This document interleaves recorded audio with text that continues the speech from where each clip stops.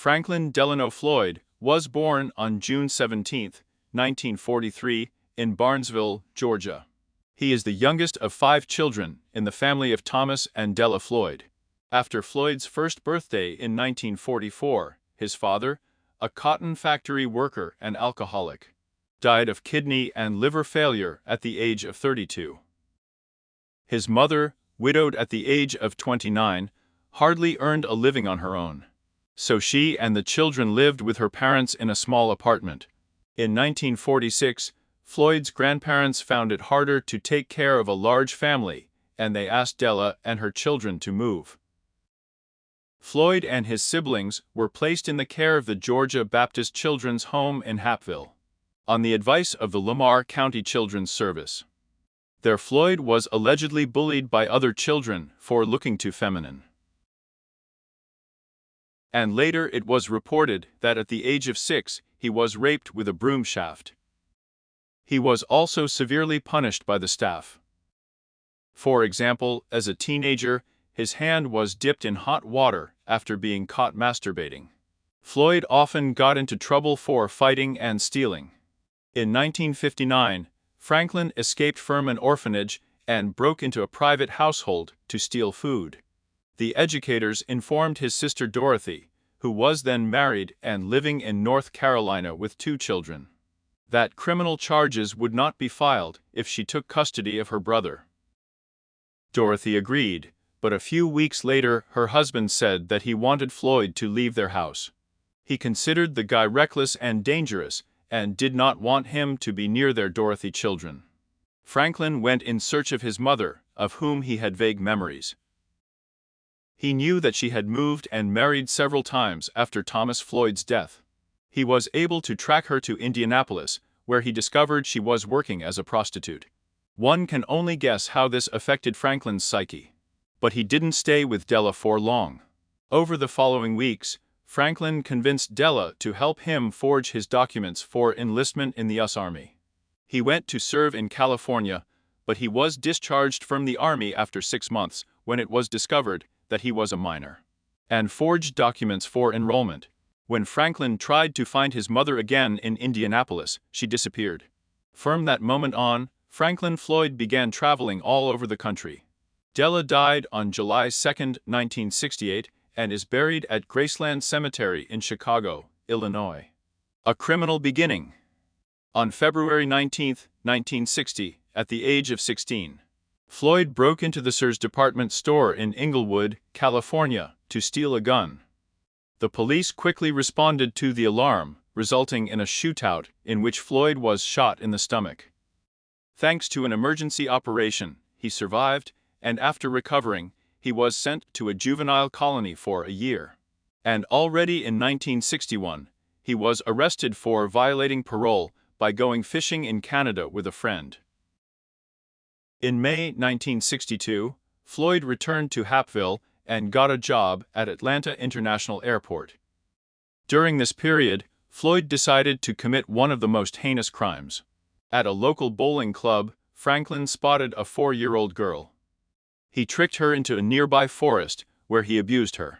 Franklin was arrested and charged with kidnapping and child molestation.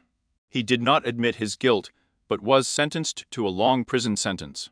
He was sent to the Tungeville Hospital for psychiatric testing, from where he escaped after stealing a car. Just a couple of months later, on the same day, he managed to rob a bank of $6,000, after which he was caught.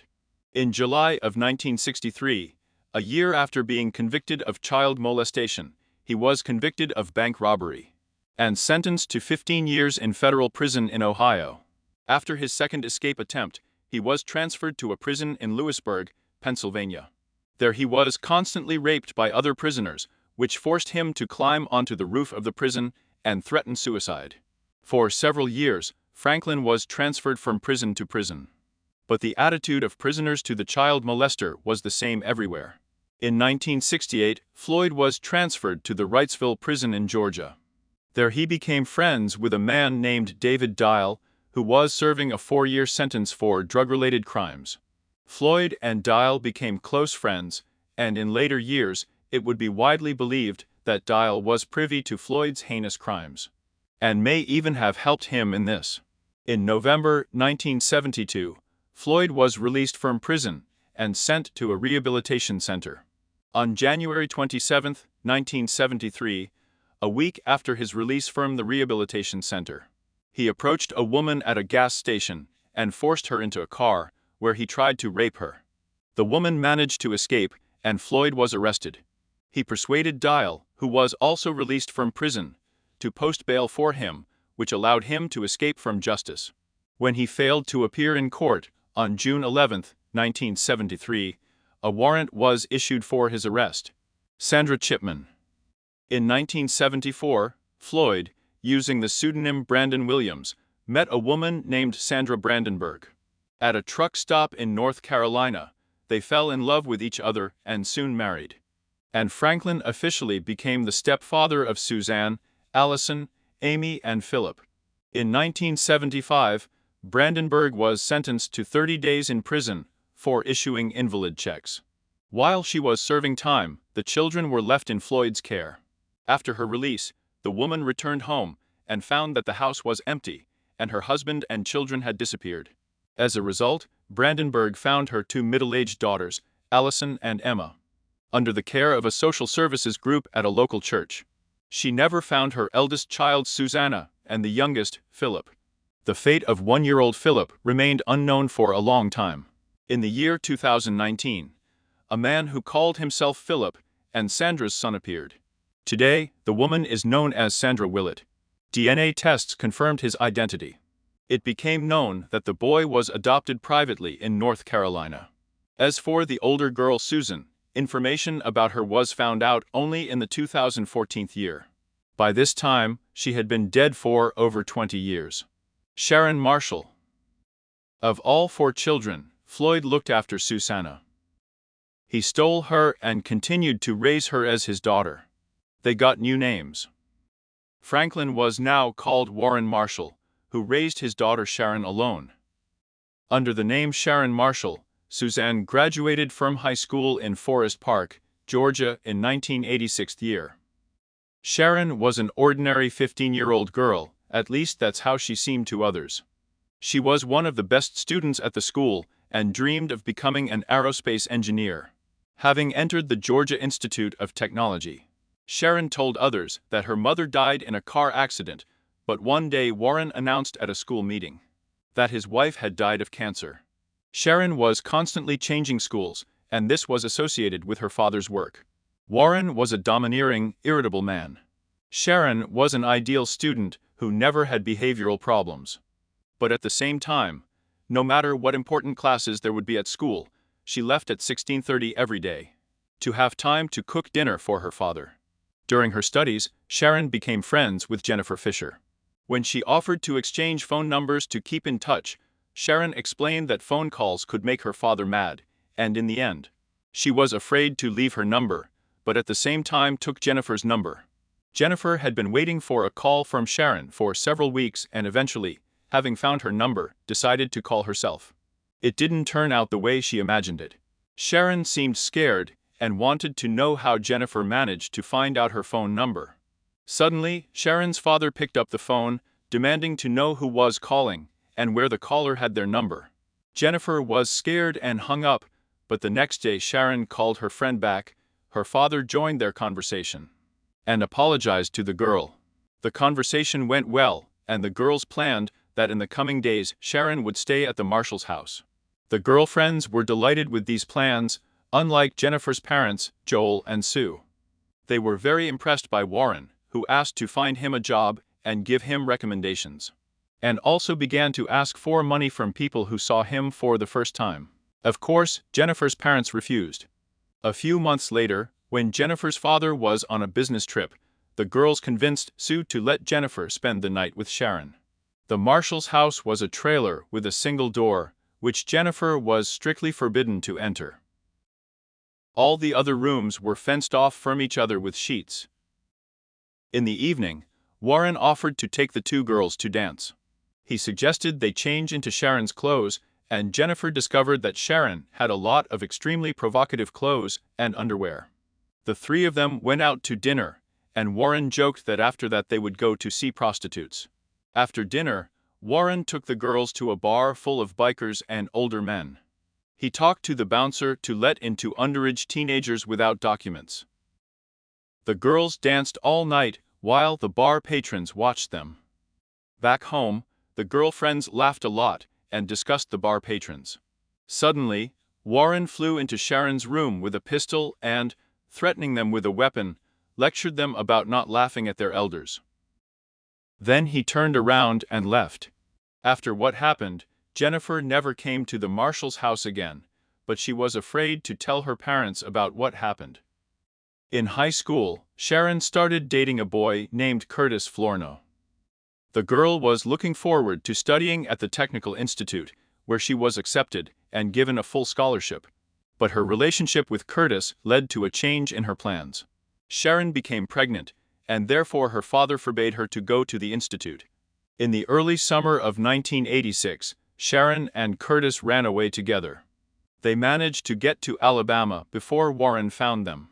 He was calm and said that in the morning they would discuss what they should do next. When Curtis woke up in the morning, he found that Warren and Sharon were not there. There was a note waiting for him at the door, which said that Sharon was not pregnant by him, and that he was not looking for more meetings with her. Warren returned with Sharon to Atlanta, but soon announced that they were moving to Arizona. After the move, Sharon and Jennifer continued to maintain a relationship. Jennifer found out that Sharon had given birth to a boy, whom she gave up for adoption to a certain rich couple in Texas. And after that she got a job at a hotel in Phoenix. Imagine the surprise of Jennifer and her parents when Sharon came to visit them in the summer of 1986 year. She seemed completely free for the first time in her life. In the fall of 1986, Jennifer found out that Sharon and her father had moved to Florida. Sharon said that she works at a bar in Tampa, and also shocked Jennifer with a story about her breast implants. In one of the last calls in 1988, Jennifer was surprised to learn that Sharon had given birth to another boy, who was named Michael. Soon the Marshalls disappeared. By 1989, Floyd and Suzanne, now called Tanya and Clarence Hughes, were living in Tulsa, Oklahoma. Tanya worked as a dancer in a strip club. Her colleague Karen Parsley urged Hughes to leave the domineering Floyd. But Hughes said that he would kill her and the child if she tried to do it. Floyd joined the Fraternal Order of Police, despite not being a cop, and told Hughes he could use his new connections to track her down. However, by April of 1990, Hughes decided to elope with Kevin Brown, a college student with whom she had a secret relationship, and take Michael with her. Karen, having learned about Tony's planned escape, not only approved of this idea, but also encouraged it. Karen openly disliked Clarence, and strongly supported Tony's newfound spirit of freedom, absolutely not knowing how it would end. That same month, 3 passers-by found Hughes lying on the side of a highway 100 miles from Oklahoma City. She was rushed to Presbyterian Hospital in Oklahoma City with severe bruises and a large hematoma at the base of her skull. They found scattered groceries and a music player with headphones. The police assumed that the woman was hit by a car. They also found traces of red paint, from which it was concluded that the car that hit the woman was red. The police found witnesses who saw the injured woman in the store a little after midnight, after which she went in the direction of the motel.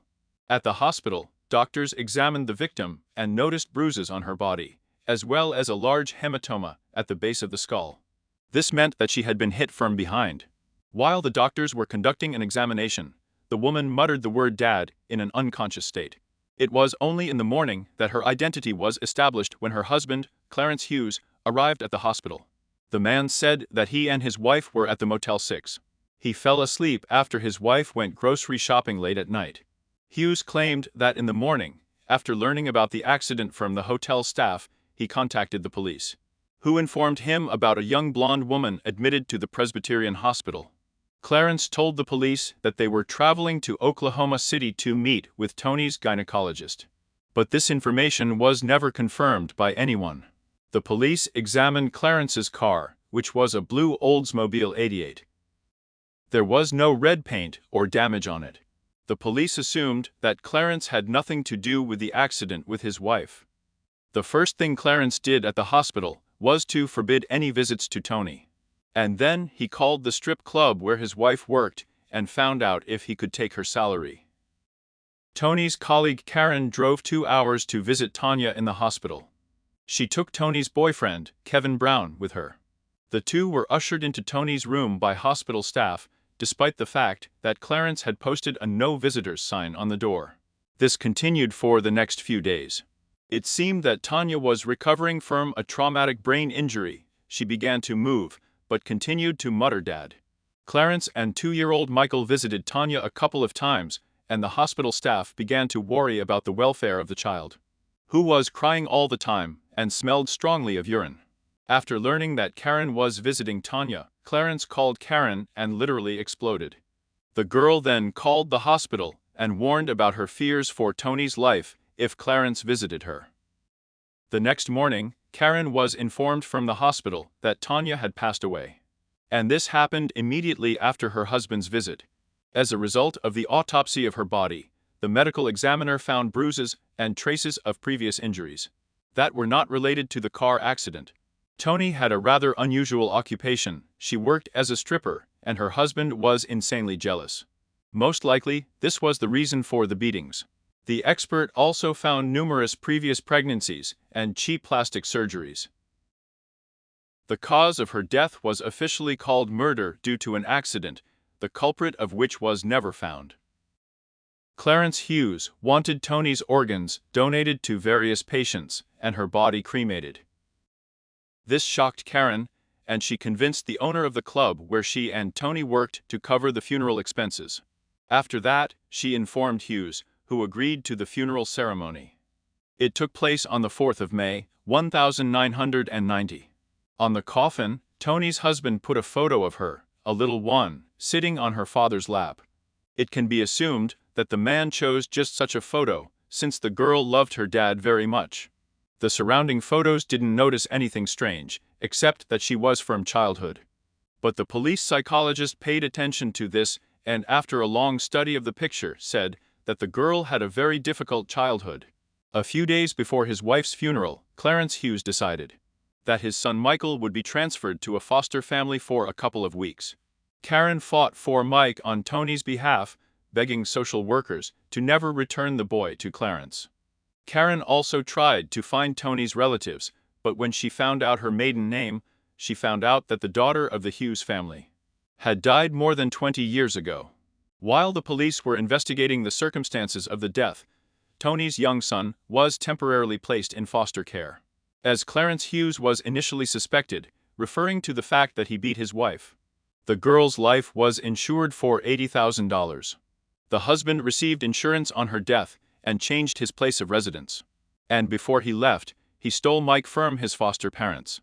It was only after his departure that it became clear that the social insurance certificate, which he used as the main document, was fake. Both Floyd and Hughes used several aliases. At the time of her death, the couple were suspects in the disappearance in 1989 year of 18-year-old Cheryl Ngso, a former colleague of Hughes. Ngso disappeared after an argument with Floyd. He was also considered the main suspect in the death of his wife. Cheryl Ngso Cheryl's disappearance in 1989 remained until her skeletal remains were found in 1995 by a landscape designer in the area of Interstate 275 in Pinellas County, Florida. The archaeologist suggested that she died from 2 shots to the head. Floyd and Suzanne became involved in the case after colleagues told investigators about the quarrel between Floyd and Ngso. Floyd accused her of denouncing Suzanne for misstating her income, as a result of which Suzanne lost state benefits. The quarrel occurred near the club where Suzanne and Ngso worked as exotic dancers. One of the colleagues reported that Floyd hit Camus in the face. Floyd and Suzanne fled to Oklahoma shortly after Camus disappeared, and their trailer burned to the ground. It was established that it was arson. In March 1995, a mechanic from Kansas found a large envelope stuffed between the body and the top of the gas tank. of a truck that he had recently bought at auction. In the envelope, he found 97 photographs, including many images of a bound and severely beaten woman. As part of the investigation, the police came to the conclusion that the photos belonged to Floyd, who stole a truck in Oklahoma in September 1994 and in October abandoned it in Texas. Investigators compared photos of the wounded woman and Kames, as well as evidence found with her remains, and found that the clothes in the photos are similar. The medical expert also compared the injuries seen in the photos with Kames' skull and found that the wounds match. Many of the photos contained images of furniture and other items that were identified as belonging to Floyd. He was convicted of the murder of Comas on the basis of photographic evidence found in the truck. Michael's abduction, 6 months after Michael was placed in foster care following the death of his mother. Floyd was arrested for violating the conditions of parole. As part of the adoption process, Michael's DNA was compared with Floyd's DNA to establish paternity. It turned out that Floyd is not Michael's biological father. When Floyd was released from prison, he tried to regain custody of Michael. But due to a criminal record and lack of biological kinship, his request was rejected. On September 12, 1994, Michael was in the first grade of Indian Meridian Elementary School in Choctaw, Oklahoma. Floyd entered the school and forced Principal James Davis to take him to Michael's classroom at gunpoint. He then forced Michael and Davis into his pickup truck. Floyd forced Davis to get out of the truck in a wooded area, handcuffed him to a tree, and drove off with Michael. The school principal was later rescued. 2 months later, Floyd was arrested in Louisville, Kentucky. Michael wasn't with him, and no one has seen him since. Authorities have received conflicting information about what happened to the child. Some witness statements detail Floyd's confession to Michael's murder.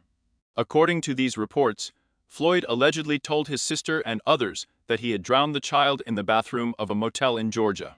Shortly after the abduction, another person claimed to have seen Floyd burying Michael's body in the cemetery.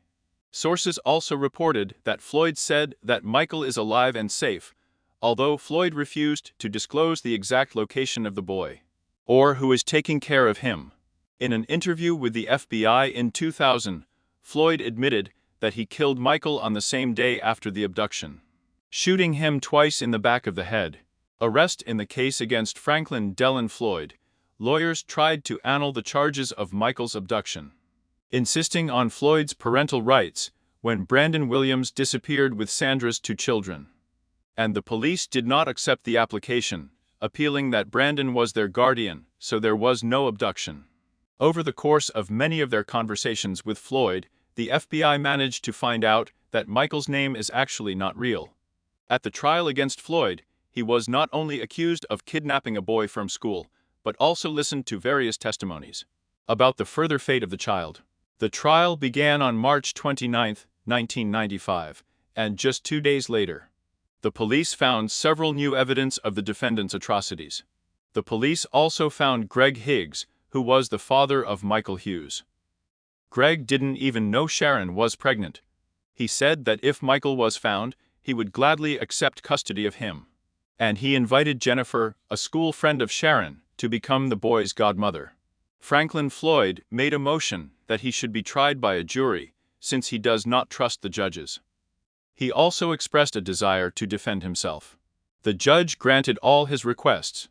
The hearings lasted only 2 weeks, after which, on April 10, 1995, the jury found Floyd guilty. In August, Franklin Floyd was sentenced to 52 years in prison.